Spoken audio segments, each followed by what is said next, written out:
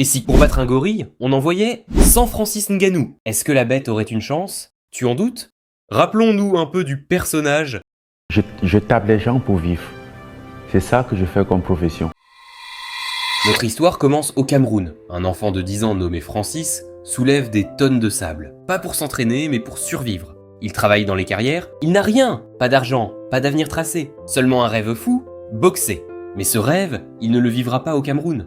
À 26 ans, il part. À travers le désert, les prisons, les barbelés, il affronte les passeurs, la faim et traversée en mer. Quand il arrive enfin à Paris, il n'a ni maison, ni papier, mais il n'a que ses poings, et une volonté en acier.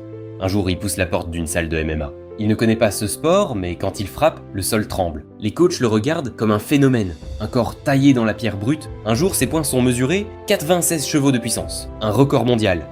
Il s'entraîne sans relâche.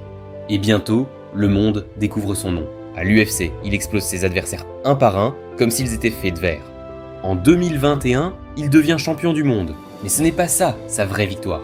Sa vraie victoire, c'est d'avoir dompté la peur. D'avoir survécu là où tant d'autres se seraient brisés. Aujourd'hui, celui qui dormait dans les rues de Paris donne des conférences à Harvard. Le mineur sans école est devenu un homme que les plus grands écoutent.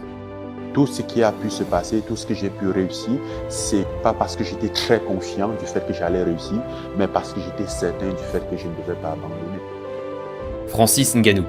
Pas juste un combattant, mais un symbole. Un rappel que la force, ça ne se mesure pas en muscles, mais en volonté.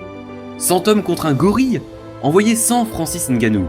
Et priez pour le gorille.